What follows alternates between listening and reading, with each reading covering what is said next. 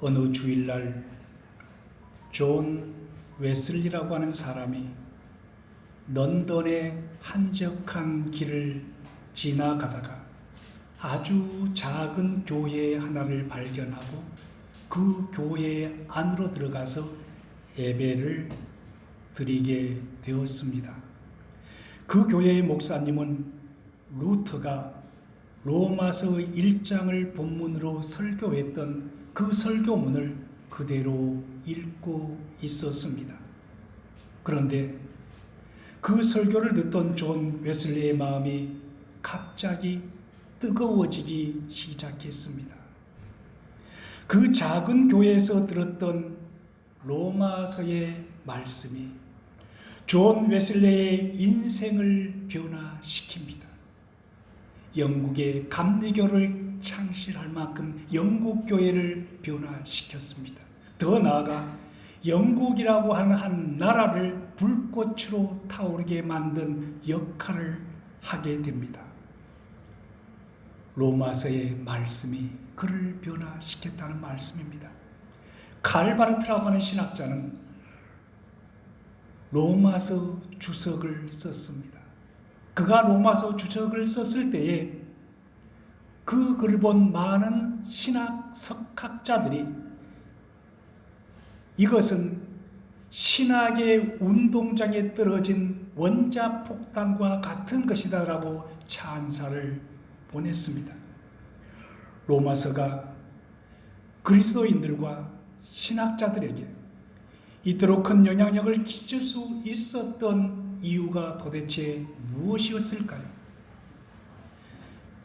그것은 로마서라고 하는 책이 성경의 모든 책 가운데서도 믿음의 본질을 가장 명쾌하게 설명하고 있는 책이기 때문에 그렇습니다. 로마서에는 두 가지의 중요한 포인트가 있습니다. 하나는 우리가 믿음을 얻는다는 것은 우리가 하나님 앞에 의롭게 된다는 것은 오직 믿음을 통해서만 가능하다고 말씀합니다. 우리는 우리의 행위가 아닌 오직 믿음을 통해서만 하나님 앞에 의롭다는 인정을 받을 수가 있다고 이야기합니다. 또 하나는 그렇게 믿음으로 의롭다는 인정을 받았으면 이제는 그 믿음으로 살아가야 한다. 이 두 가지가 바로 로마서의 중점입니다. 2021년 새해 첫 주일 예배를 드리는 사랑하는 성도 여러분, 우리는 하나님의 선택을 받아 은혜의 자리에 앉아 있는 사람들이지만 그럼에도 불구하고 우리는 하나님을 모르는 사람들과 똑같이 고통과 아픔이 있는 인생을 살아가고 있습니다.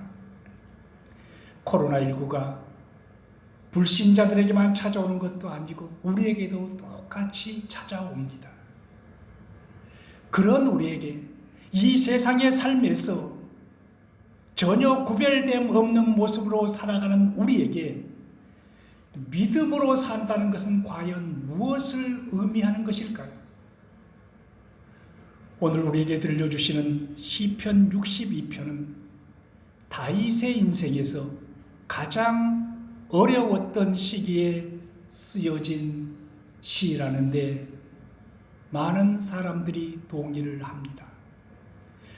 다윗의 인생이 슬픔과 고통으로 얼룩진 어두운 밤이었을 때에 너무나도 힘들고 아무것도 보이지 않는 칠흑 같은 어둠 속이었을 때에 그가 가지고 있었던 믿음은 그에게 어떤 의미였을까?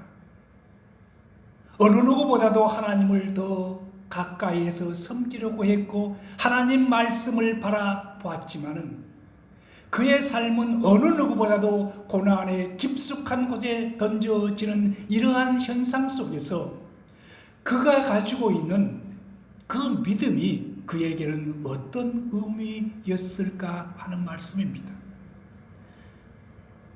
오늘 저는 다윗의 믿음을 통해서 다윗처럼 여전히 힘들고 어려운 시대를 살아가는 우리에게 믿음으로 산다는 것이 무엇인지를 함께 생각을 해 보려고 합니다. 1월과 2월은 집중적으로 믿음에 대해서 한번 설교를 하려고 합니다. 우리의 인생길에서 믿음은 과연 우리에게 어떤 의미가 있는 것일까요? 첫 번째로, 믿음은 하나님 안에서만 구원의 소망을 갖는다는 것을 의미합니다. 여러분, 내 믿음이 지금 제가 말씀드리는 이 믿음과 얼마나 일치하고 있는지를 한번 살펴보면서 우리가 가져야 할 것은 갖고 버려야 할 것은 버리고 다시 한번 믿음을 새롭게 생각해 볼 수 있기를 원합니다. 하나님 안에서만 구원의 소망을 갖는다는 의미. 다시 말씀드리면 어떤 상황이 우리를 찾아오든지 흔들리지 않고 오직 하나님만 바라보는 그 삶이 바로 믿음의 삶이라는 말씀입니다. 사울 왕이 죽이려고 했고 심지어는 그의 아들마저 반란을 일으켜서 아버지 다윗을 죽이려고 합니다. 이런 세상에서 다윗은 누구를 믿을 수가 있었겠습니까? 또 누구에게 자기의 이 억울함과 힘듦을 호소할 수가 있겠습니까? 왕도 죽이려 하고 아들마저도 자기를 죽이려고 합니다. 세상에는 다윗이 기댈 곳과 믿을 만한 곳이 어디에도 없었습니다. 그런 상황 속에서 다윗은 오늘 본문 1절에서 이렇게 말씀을 합니다. 나의 영혼이 잠잠히 하나님만 바라며. 자, 2절도 한번 볼까요? 오직 그만이 나의 반석이시요 구원이시요 나의 요새시니 내가 크게 흔들리지 아니하리로다. 5절도 보겠습니다. 나의 영혼아 잠잠히 하나님만 바라라. 1절과 2절과 5절 말씀을 읽었습니다. 여기서 공통적으로 강조하고 있는 한 단어가 있습니다. 어떤 단어입니까? 하나님만, 하나님만이라고 하는 단어입니다. 오직 그만이, 여기서 그도 하나님입니다. 그냥 하나님이 아니라 하나님만입니다. 대부분의 사람들은 하나님을 믿는다고 하면서 하나님도 믿고 돈도 믿고 다른 사람도 믿으면서 살아갑니다. 하나님도 좋고 세상도 좋은 것입니다. 하나님을 믿고 신뢰하지만 다른 것도 우리가 믿고 신뢰하는 것들이 얼마나 많은지 모릅니다. 옛날 중세시대 때 수도사들이 늘 강조했던 말이 있었습니다. 사람은 사랑할 대상이지 믿고 의지할 대상은 아니라는 것입니다. 오직 하나님만이 믿음의 대상이고 신뢰의 대상일 뿐입니다. 때때로 하나님께서는 우리에게 이 진리를 깨우쳐 주기 위해서 우리가 세상에서 큰 환난을 당하게 합니다. 오직 하나님만 믿음의 대상이라는 것을 알려주기 위해서 때로는 친구에게 배신을 당하기도 하고 자식에게, 부모에게 고통을 당하기도 합니다. 믿었던 은행이 우리를 배신하기도 합니다. 국가가 우리를 배신하기도 합니다. 회사가 우리를 배신하기도 합니다. 이 세상에는 믿을 수 있는 것이 정말로 없습니다. 오직 하나님만 믿고 신뢰할 수 있는 대상이라는 것을 여러분 잊지 마시기 바랍니다. 그러면 우리는 상처받지 않습니다. 세상에 어떤 억울한 일을 당해도 우리는 담대해질 수가 있습니다. 세상은 그런 곳이기 때문입니다. 우리가 한 해의 시작점에서 반드시 기억해야 할 것은 나의 어떤 행위도 나를 구원할 수가 없고, 어떤 힘 있는 사람도, 어떤 능력 있는 사람도, 어떤 모든 것을 갖춘 사람도 나를 구원할 수가 없다는 것입니다. 다윗은 이런 어떤 어려움이나 시련이나 역경이 찾아온다고 해도 흔들리지 않고 오직 하나님만을 바라보는 삶을 살겠다고 고백합니다. 가장 힘든 아픔의 자리에서, 고난의 자리에서 하나님만 바라보겠다고 고백합니다. 저는 1절의 다윗의 이 고백이 너무나도 좋습니다. 나의 영혼이 잠잠히 하나님만 바라며 나의 구원이 그에게서 나오는도다. 잠잠이라고 하는 말씀은 갈등이나 흔들림이 없는 상태를 나타내는 말씀입니다. 어떠한 경우에도, 어떠한 어처구니 없는 일을 당하여도 흔들리지 않겠다는 것입니다. 하나님을 향한 내 마음, 하나님을 바라보는 그 믿음은 흔들려서는 안 된다는 것입니다. 어떤 경우, 어떠한 상황 속에서도 흔들림 없이 하나님을 바라보겠다는 것입니다. 3절은 이렇게 말씀하고 있습니다. 넘어지는 담과 흔들리는 울타리 같이, 넘어지는 담과 흔들리는 울타리 같이 나를 보호하고 있고 지탱하고 있는 담이 넘어집니다. 그뿐만이 아니라 나를 보호해 오던 그 울타리도 이제 흔들리기 시작합니다. 넘어지기 일보 직전이라는 것입니다. 지금까지 나를 보호한다고 믿었던 담과 울타리가 요동치기 시작합니다. 믿었던 세상이 나를 배신하고 무너뜨리려고 나를 집요하게 공격해 옵니다.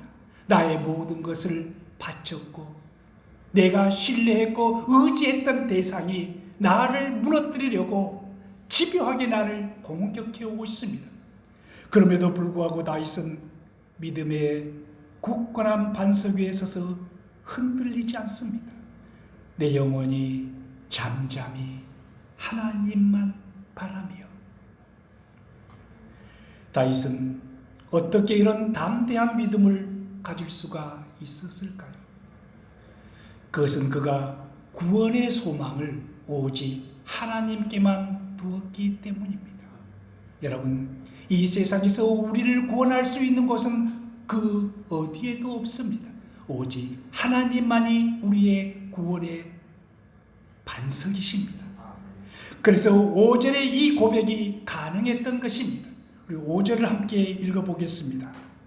나의 영혼아 잠잠히 하나님만 바라라. 물은 나의 소망이 그로부터 나오는도다. 담이 넘어지고 울타리가 흔들리고 우리가 믿었던 모든 것들이 다윗을 배신하는 세상이지만, 그럼에도 불구하고 다윗이 흔들리지 않고 버틸 수 있는 것은 구원의 소망을 하나님께만 두었기 때문입니다. 이 견고한 다윗의 믿음이 2021년 우리 다음교회 모든 성도들의 믿음이 되기를 축복합니다. 두 번째로 믿음이란 하나님 안에서만 관계의 자유를 갖는 것을 의미합니다. 우리가 정말 하나님만이 나의 믿음의 대상이다, 하나님만이 내 유일한 신뢰의 대상이다, 이렇게 고백하는 사람들이라면 그분에게만은 어떤 것도 숨기지 않고 모든 것을 말할 수 있어야 되지 않겠습니까?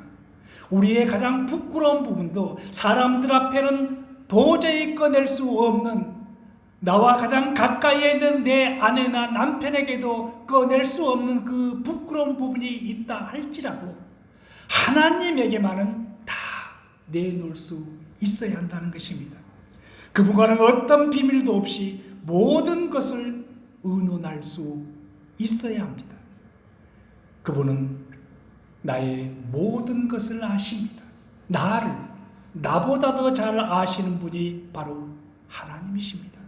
그분은 내가 무엇을 좌절하는지도 아시고, 내가 얼마나 이중 성격자인지도 아시고, 내 약점도 아시고, 열등감도 아시고, 내가 가지고 있는 상처까지 다 알고 계십니다.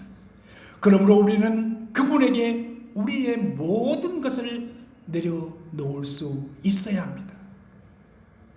이것은 믿음을 가진 신앙인들만이 누릴 수 있는 특권입니다.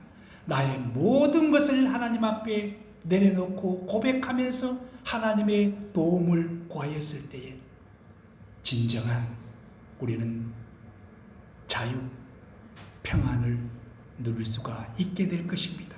그래서 오늘 본문 8절은 이렇게 권면합니다. 백성들아 시시로 그를 의지하고 그의 앞에 마음을 토하라. 하나님은 우리의 피난처시로다. 백성들아 시시로 이렇게 이야기합니다. 시시로라고 하는 말씀은 언제나 어느 때나 어느 곳에 있든지 내가 서 있는 모든 시간과 장소를 가리지 않고 어떠한 상황 속에서든지 하나님을 의지하라는 말씀입니다. 항상 하나님과 동행하며 하나님을 바라보라는 말씀입니다. 어떻게 하나님을 의지하라는 것입니까? 마음을 토해내라는 것입니다.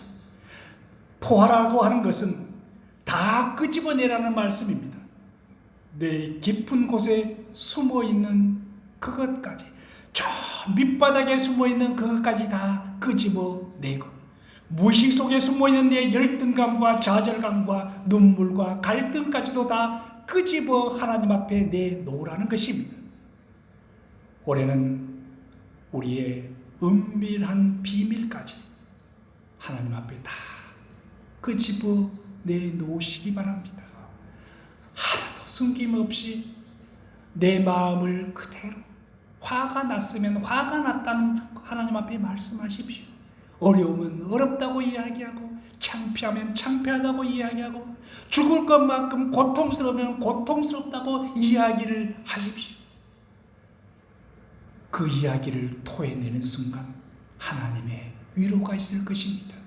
그랬을 때 우리는 참된 자유를 누리게 될 것입니다. 토해내는 것, 이것이 바로 믿음입니다. 언젠가 말씀드렸던 C.S. 루이스는 영국 옥스퍼드 대학교 교수였습니다. 그는 본래 무신론자였습니다. 하나님이 있다는 것을 나는 알 수가 없다고 주장했던 사람입니다. 하나님이 있다는 것을 증명해 보라고, 나는 아무리 생각해도 하나님이 있다는 것을 알지 못하겠노라. 그는 문학도 가르쳤고 역사도 가르쳤고 인문학도 가르쳤지만 특별히 문학에 관심이 많았던 사람이었습니다. C.S. 루이스는 오직 문학적 관심 때문에 성경을 알고 싶어서 어느 날 성경을 열었습니다. 믿음으로 연 것이 아닙니다.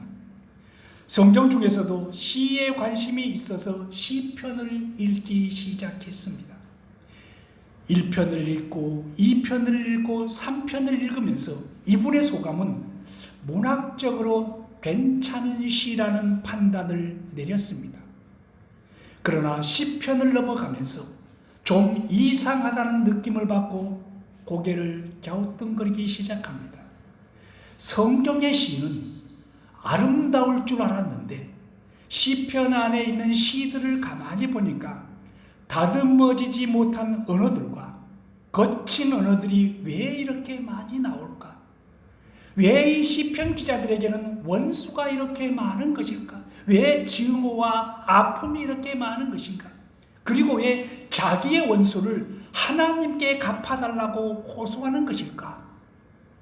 이런 의구심 때문에 실망을 하고 성경을 덮어버렸습니다. 실망을 하고 성경을 덮었는데 그에게 떠나가지 않는 한 생각이 있었습니다. 그렇지만 그것이 인생이 아닐까? 살다 보면 원수도 생기고 막 죽이고 싶은 사람도 생기고 좌절의 마음도 생기면서 살아가는 것이 인생이 아닐까? 그렇다면 적어도 성경은 인간의 감정 앞에 솔직하구나. 자기의 감정을 미화시키지 아니하고 그대로 다 내려놓고 있구나. 숨기지 않고 자기의 마음을 그대로 다 쏟아내고 있구나. 인간의 감정을 있는 그대로 솔직하고 투명하게 내어놓을 수 있는 성경에 호기심이 생겨서 그는 성경을 다시 읽기 시작했고 마침내 그리스도인이 되었습니다. 그분이 그리스도인이 되고 비교적 일찍 전세 가운데 하나가 시편에 대한 묵상이라는 책을 썼습니다. 이 책에서 C.S. 루이스는 시편의 하나님을 이렇게 이야기합니다. 시편의 하나님은 우리가 무엇을 쏟아놓든지 무슨 이야기를 하든지 내가 어떤 절망과 어떤 불평과 좌절을 말하든지 심지어는 그 하나님 앞에 하나님 나 당신 믿을 수가 없어요. 왜 그랬습니까? 하나님 너무 잔인하십니다.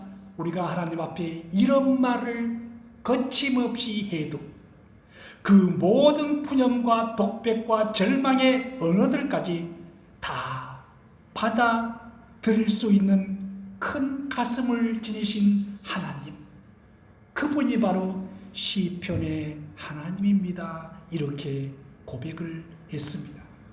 사랑하는 성도 여러분, 2021년 새해는 우리의 모든 것을 숨김없이 하나님 앞에 내놓읍시다.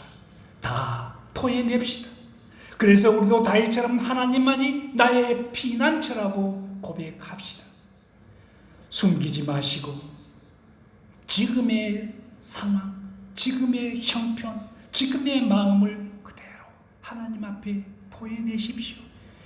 갈등이 있다면 그 갈등을 고백하고, 상처가 있다면 그 상처를 고백하고, 자신이 없다면 그 자신 없는 부분을 하나님 앞에 고백하고, 내가 이러한 열등의식을 가지고 있다고 한다면 그것도 다 하나님 앞에 고백하고, 이 모든 것은 하나님만이 해결할 수가 있습니다. 이렇게 기도하시기 바랍니다. 세 번째로, 믿음은 오직 하나님 안에서만 가치가 변화되는 것을 의미합니다. 우리가 정말 하나님을 내 존재의 근거로 믿는다면 우리에게 반드시 나타나야 할 것이 있는데 그것이 바로 가치의 변화입니다. 다시 말씀드리면 우리가 정말 하나님을 올바르게 믿는다고 한다면 믿지 아니했을 때와 지금의 모습은 분명히 달라져 있어야 한다는 것입니다. 변화된 그 가치로 살아가는 사람이 성도라는 말씀입니다. 오늘 본문의 시편 기자는 그 가치의 근원이 되시는 하나님을 향하여 오늘 본문 11절과 12절에서 이렇게 고백을 합니다. 하나님이 한두 번 하신 말씀을 내가 들었나니 권능은 하나님께 속하였다 하셨도다. 주여 인자함은 주께 속하오니 주께서 각 사람이 행한 대로 갚으시니이다. 하나님이 한두 번 하신 말씀이라고 했습니다. 이 말씀의 의미가 무엇일까요? 하나님이 한두 번 하신 말씀. 성경학자들 가운데서도 이 말씀에 대한 해석이 분분합니다. 어떤 학자는 하나님이 한 번 말씀하셔도 진리인데 두 번 말씀하셨다면 그것은 확고한 하나님의 의지의 표현이고 진리이기 때문에 반드시 그 말씀을 들어야 할 말씀으로 이해하는 학자도 있고, 또 어떤 학자는 하나님은 한 번 말씀하셨지만 우리는 그것을 두 번 이상 새겨들어야 한다는 것으로 이해하는 학자도 있고, 또 어떤 분은 하나님께서 한 번 말씀하셨지만 이 한 번의 말씀 안에는 두 가지의 중요한 의미가 있다고 이해한 학자도 있습니다. 한 번 말씀하셨지만 그 한 번의 말씀 속에는 두 가지의 중요한 의미가 있다고 말씀하신 이 말씀이 저는 오늘 본문에 좀 더 가깝게 다가간 말씀이라고 생각합니다. 그렇다면 하나님께 속한 그 두 가지는 무엇일까요? 11절과 12절을 보면 두 가지는 권능과 인자함이라는 것을 우리가 알 수가 있습니다. 그렇다면 권능과 인자함이 의미하고 있는 것은 무엇입니까? 권능은 권세와 능력을 뜻하는 힘입니다. 파워입니다. 인자함은 사랑입니다. 하나님 안에는 힘을 뜻하는 전지전능한 이 하나님의 능력이, 힘을 뜻하는 능력이 있고 또 생명까지 내려놓을 수 있는 사랑이 있습니다. 죽은 자를 살려낼 만큼 능력 있는 힘이 있고 우리를 살리기 위해서, 우리를 사랑하여서 그가 친히 목숨을 버릴 만큼 사랑하는 그 사랑이 있다는 말씀입니다. 우리 인간이 추구하는 것도 하나님 안에 있는 이 두 가지라고 생각합니다. 결국 우리가 추구하는 것은 이 두 가지입니다. 모든 가치는 힘과 사랑, 이 두 가지 단어와 다 관련이 되어 있습니다. 그런데 이 두 가지는 따로따로가 아닌 서로 조화되었을 때 그 가치가 나타납니다.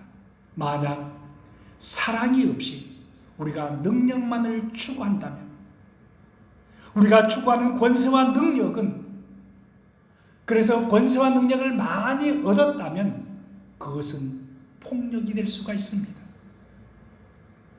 내가 미운 사람을 마구 짓밟아버리는, 사랑의 마음이 없이 내가 온갖 힘을 다 갖게 된다고 한다면 얼마나 무서운 사람이 되겠습니까? 또한 우리가 만약 능력이 없고 아무런 힘도 없고 오직 사랑에만 매달린다면 그 사랑은 무기력한 감상이 될 뿐입니다. 그래서 시편 기자는 권능도 하나님께 속하였고 인자함도 하나님께 속하였다고 11절과 12절에서 말씀을 하는 것입니다. 주님 안에 우리가 추구하는 모든 중요한 가치들이 다 이 두 가지 안에 들어 있습니다. 하나님은 능력의 근원이시고 하나님은 사랑의 근원이십니다. 그렇다면 우리는 다른 것 찾을 필요가 없이 누구만 찾으면 됩니까? 우리가 추구하는 것이 이 두 가지 안에 다 들어있다고 한다면 우리는 누구만 바라보면 됩니까? 하나님만 바라보면 됩니다. 하나님만 찾으면 됩니다. 왜냐하면 하나님 안에 우리가 추구하는 모든 것들이 다 들어있을 것이기 때문입니다. 이제 시편 기자는 이렇게 말씀합니다. 하나님만 바라보면 그 안에 모든 것이 다 들어있다. 이제 재물이 늘어도 나는 거기에 마음을 두지 않겠다고 이야기합니다. 왜 재물이 늘어도 거기에 마음을 두지 않겠다는 것입니까? 하나님만 바라보면 하나님 안에 있는 이 모든 것이 다 들어있기 때문에 하나님만 바라보면 내가 재물을 추구하지 않아도, 출세를 추구하지 않아도, 성공을 추구하지 않아도 그 안에 다 들어있기 때문에 그것은 따라올 수밖에 없는 것이라는 것을 알았기 때문입니다. 이것이 바로 예수 그리스도 또는 하나님의 은혜 안에서 믿음으로 변화된 사람들의 고백입니다.